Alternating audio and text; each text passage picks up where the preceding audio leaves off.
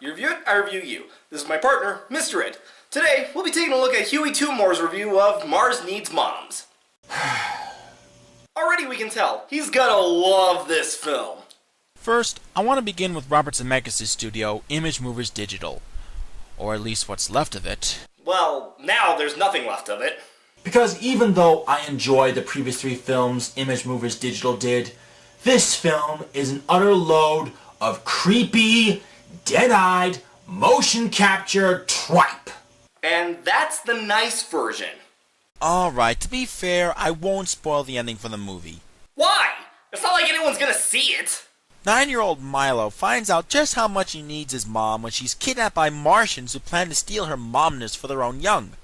Milo's quest to save his mom involves stowing away on a spaceship, navigating an elaborate multi-level planet, and taking on the alien nation and their leader, the Supervisor. And that's basically the plot in a nutshell. The kind of plot that would have demanded many a refund. So, what did I think of this confusing, mind-boggling, eye-piercing travesty of an anime movie? Again, that seems a lot nicer than this movie deserves. I kinda liked it. What? What? What? Okay, calm down everyone. I assume that he liked it ironically. You know, like how people like The Room? Anyway, yeah, I kinda like this movie, but that doesn't mean it's flawless. Well, no, but not even good movies are without flaws. The film is directed by Simon Wells, who directed such previous films as We're Back, Balto, The Prince of Egypt, and the 2002 live-action remake of The Time Machine. What I got from that was that his film started at a mediocre quality, reached a high point, and then started going downhill. And I have to say, out of all the films he's directed, this is my least favorite. You don't say! But I will give credit to the visuals, which are outstanding. I really like the way the animators depicted Mars, kind of like a cross between the cloud city of Bespin from The Empire Strikes Back and the computer world from Tron. Well, if there is one thing the studio knew how to do, it was make beautiful looking worlds. As for the rest of the animation, let me just say this. I am sick and tired of motion capture! Seriously, if animators really wanted to make their characters look realistic, then why not just film the movie in live action? Yeah, they should really just stick to motion capture for video games. According to the Los Angeles Times, Seth Green spent 6 weeks outfitted in a special sensor-equipped performance capture suit while also simultaneously performing his lines in the role of Milo.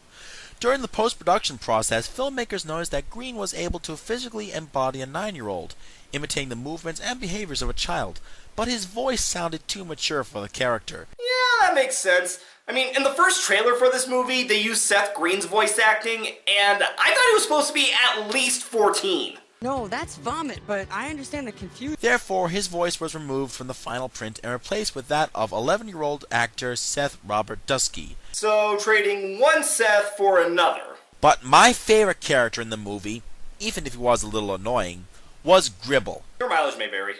But the most annoying character in the whole film is definitely Key, the female Martian sidekick voiced by Elizabeth Harnois. Yeah, Alice from the Adventures in Wonderland TV series during the early 90s.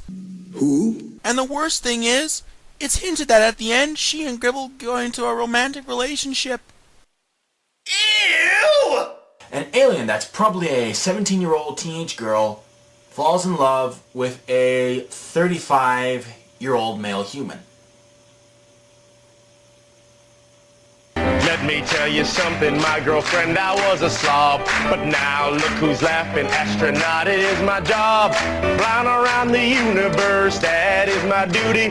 I even made a pit stop in Mars and got some Martian booty. This is why Whose Line is one of the best TV shows ever. But there is a bright side to all this.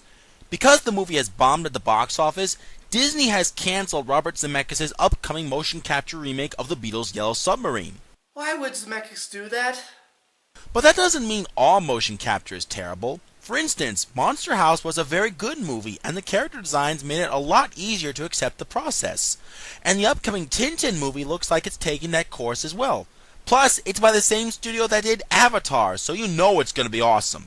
Going off of Avatar, that means the movie's gonna look amazing, but the story's gonna be boring and formulaic. I gotta say, I give Hewy credit for trying to throw this movie a bone. And trust me, that is not an easy undertaking. I felt like he could have used more clips from the film to illustrate his point a little better, but to be fair, this review did come out only a month after the film itself, so I understand why he didn't. Overall though, this was a decent review. More about giving the audience an honest opinion. I'm the reviewer. You review it, I review you. Here comes Hewy, gonna give you the